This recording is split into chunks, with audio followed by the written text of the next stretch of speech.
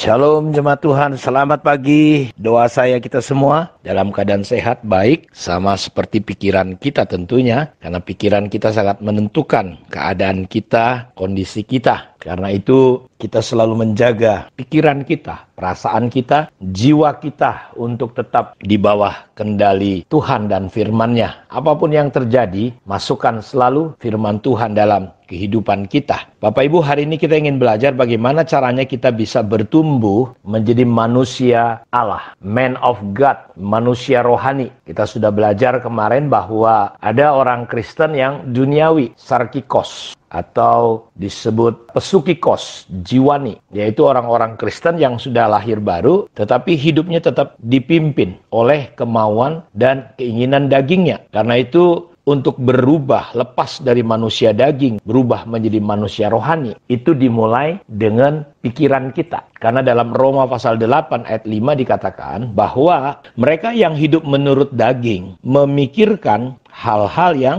dari daging. Mereka yang hidup menurut roh memikirkan hal-hal yang dari roh. Dalam ayat 6 dikatakan, daging menuju pada kematian, maut. Daging tidak mungkin berkenan kepada Allah. Tapi orang yang hidup di dalam roh, dia akan mendatangkan damai sejahtera, sukacita. Karena itu kita perlu pikiran kita. Kata memikirkan menggunakan kata proneo. Kata daging menggunakan kata sarx. Dalam bahasa Yunaninya sarka atau sarki atau sarkop. Jadi ketika kita berpikir, artinya kalau manusia daging berpikirnya itu adalah secara jasmani, dunia, lahiriah. Daging, hal-hal lahiriah, ukurannya selalu hanya sebatas ukuran manusia, bukan ukuran ilahi. Karena itu 1 Korintus 2 ayat 14 dikatakan bahwa manusia duniawi, sarkikos, tidak mungkin bisa memahami hal-hal yang datang dari Allah. Tetapi manusia rohani, dia tidak dinilai oleh siapapun sebab dia mengukur segala sesuatu dari hal-hal yang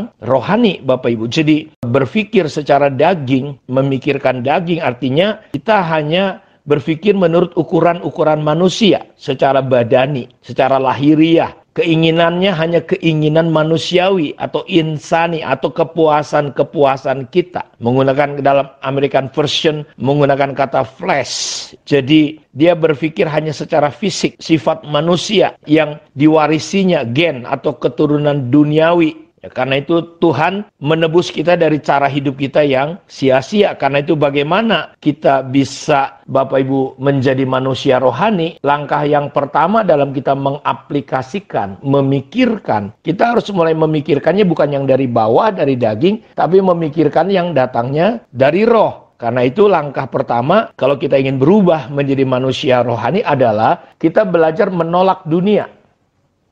Kita tidak mau seturut dengan dunia, cara-cara kita.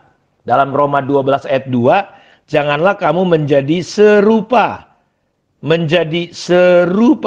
dengan dunia ini, tetapi berubahlah oleh pembaharuan budimu, sehingga kamu dapat membedakan manakah kehendak Allah, apa yang baik, yang berkenan kepada Allah dan yang sempurna. Ada berbuah 30, 60, 100. Dan itu semua terjadi ketika kita mulai, Bapak Ibu, tidak mau menjadi serupa dengan dunia. Artinya kita berhenti mengikuti pola-pola pikiran kita ini, konsep-konsep kita ini berhenti. Jangan lagi berpikirnya, caranya, polanya secara lahiriah. Hanya untuk memuaskan kepuasan-kepuasan kita secara daging. Tapi kita mulai berubah. Jangan menjadi serupa dengan dunia. Kita harus tolak. Kita harus seturut dengan cara dan konsep Allah. Ini langkah pertama kalau kita ingin menjadi serupa, menjadi manusia rohani, mengerti kehendak Allah yang baik dan sempurna. Berubahlah oleh pembaharuan budimu. Kata pembaharuan di sini menggunakan kata metamorfosa. Seperti ulat berubah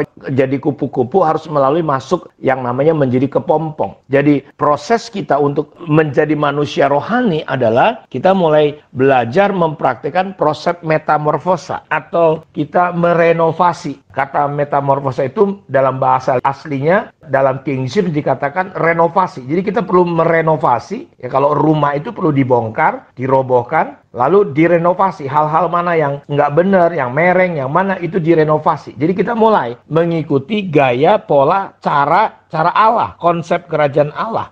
Contoh, Dunia mengajar kita, Bapak Ibu, hemat pangkal kaya, ya, boros pangkal miskin. Tapi kalau kita pelit sama kerajaan surga, Alkitab berkata menaburlah, dan orang yang menabur tidak mungkin, ya, Tuhan berhutang kepada dia. Kalau kau ditampar pipi kiri, dunia berkata balas, lakukan lebih berat daripada yang dia lakukan. Itu dunia. Tapi kalau kita tidak sama dengan dunia, mulai berubah, kita mulai mengikuti konsep-konsep kerajaan surga, berubah, ya, dimulai. Jadi saudara nggak usah konsentrasi melawan dagingnya, mulailah dengan pikiran saudara.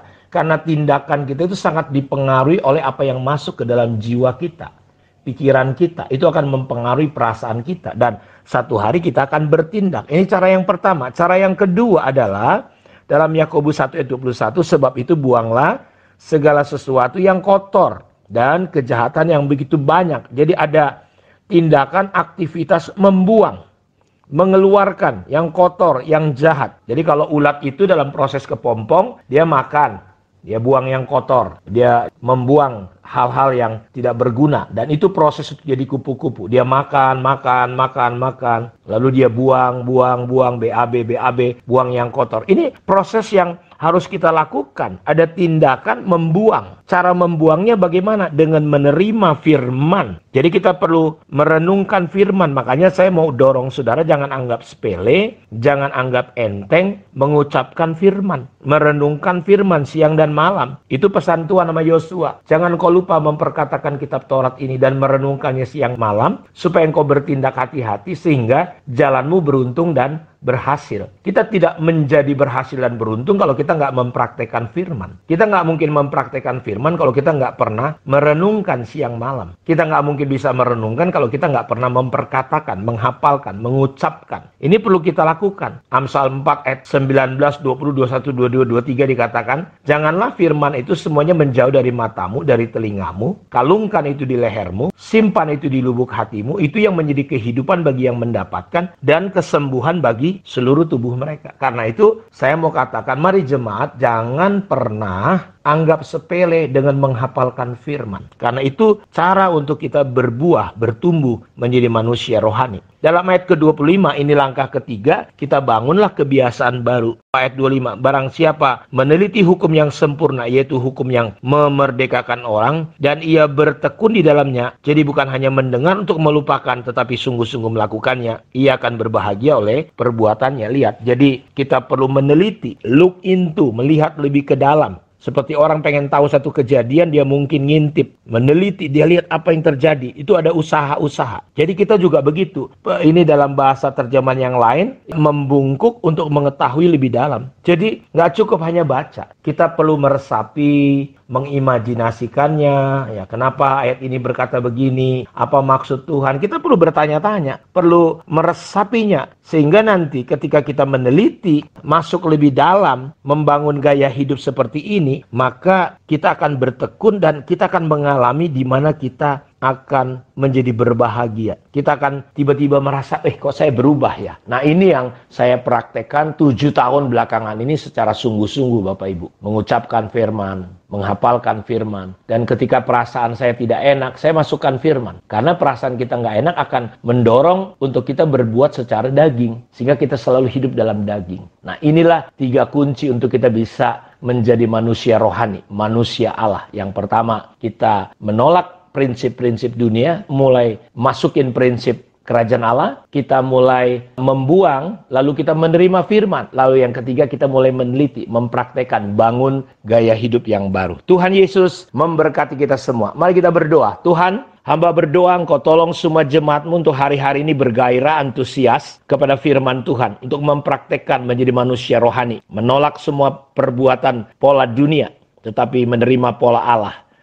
Dan yang kedua, kami boleh mulai membuang semua prinsip-prinsip yang salah. Dan mulai menghidupi prinsip yang baru sesuai dengan Tuhan. Firman Tuhan. Yang ketiga, kami mulai belajar masuk lebih dalam lagi. Tekun di dalamnya. Supaya kami boleh mengalami perubahan-perubahan dari manusia daging menjadi manusia rohani. Engkau sudah berikan roh-Mu kepada kami. Kami tinggal mengembangkannya. Karena itu hamba berdoa, kalau ada yang sakit hari ini demi nama Tuhan Yesus, aku katakan jadilah sehat, jadilah sembuh, jadilah kuat. Kalau engkau ingin sembuh, Bapa di surga ingin kita sehat. Karenanya diberikannya anaknya yang tunggal, Yesus Kristus, mati di kayu salib, supaya engkau yang sakit jadi sehat, ya, kuat, berkemenangan. Diberkatilah hidupmu sejak hari ini. Di dalam nama Yesus. Amin. Tuhan berkati kita. Shalom.